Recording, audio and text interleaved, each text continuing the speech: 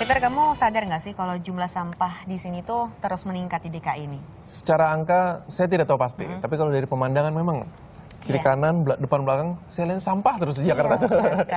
Dan memang tidak ada solusinya. Jakarta tuh bisa jadi waspada sampah pada tahun 2025 mendatang.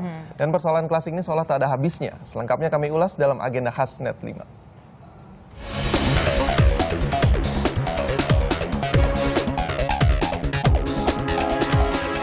Setiap tahun jumlah penduduk Jakarta kian bertambah. Berdasarkan data Badan Statistik DKI Jakarta, dalam rentang waktu 1 dekade, penghuni ibu kota meningkat hingga 16%. Peningkatan jumlah penduduk ini menyisakan beragam masalah, antara lain sampah. Fantastis, sekitar 6.800 ton sampah diproduksi DKI Jakarta tiap harinya. Jumlah tersebut mencakup sampah rumah tangga, toko, dan pabrik. Dari sekian ton sampah yang dihasilkan ibu kota, 56% diantaranya merupakan sampah organik, dan 44% sisanya sampah anorganik.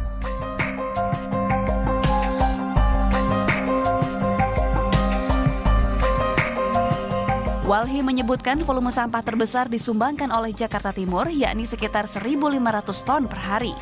Kemudian disusul Jakarta Barat sekitar 1.375 ton dan Jakarta Selatan sebanyak 1.360 ton.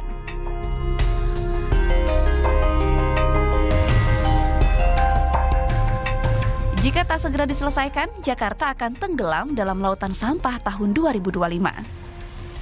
Berdasarkan data ya dari Dinas Kebersihan, data yang kami peroleh itu 5% per tahun gitu. Nah, sekarang ini dikatakan sekitar 6.800 per ton per hari ya. Mungkin ada yang mengatakan lebih dari itu, 7.000 ton per hari dan seterusnya. Tapi sampah yang masuk ke TPS di Bantar Gebang itu sekitar 5.500 ya. Berdasarkan timbangan yang dilakukan oleh pihak ketiga ya. Ini penimbangannya kan netral ini, bukan pengelola TPST, khusus rekanan DKI itu tidak pernah mencapai 6.000 ton ya per hari gitu. Jadi jumlah yang sangat besar gitu. Belakangan masalah sampah kembali mencuat. Tumpukan sampah merusak pemandangan ibu kota. Di beberapa tempat seperti di daerah Pasar Minggu Jakarta Selatan dan Pasar Kramat Jati Jakarta Timur, sampah menggunung karena keterlambatan truk pengangkut. Sampah-sampah itu baru dibawa 2 hari sekali. Di kawasan Jakarta Barat, tumpukan sampah terlihat di sekitaran Stasiun Angke dan Stasiun Duri. Bila terus dibiarkan, tumpukan sampah itu dapat mengganggu perlintasan kereta api. Selain di kawasan Stasiun Angke, tumpukan sampah pun menjadi pemandangan yang mengganggu di kawasan Mangga Besar. Bahkan saking banyaknya, tumpukan sampah itu sampai memakan bahu jalan.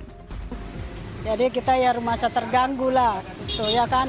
Namanya kita orang dagang makanan, jangankan orang mau makan, mau liwat aja bau, gimana mau makan, ya kan? Gitu. Ya kita minta dibersihkan lah setiap hari, diangkut lah gitu.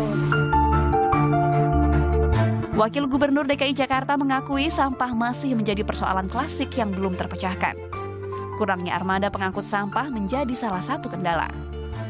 Memang kita nggak jelas siapa yang komando seperti lapangan.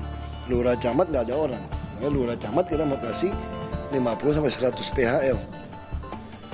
Kalau nggak sekarang lurah camat panggil sudin dicuekin.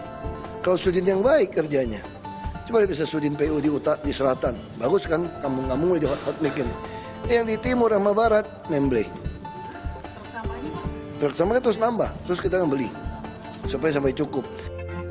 Pemerintah harus segera berbenah dan mempersiapkan infrastruktur yang genah untuk mengatasi masalah sampah.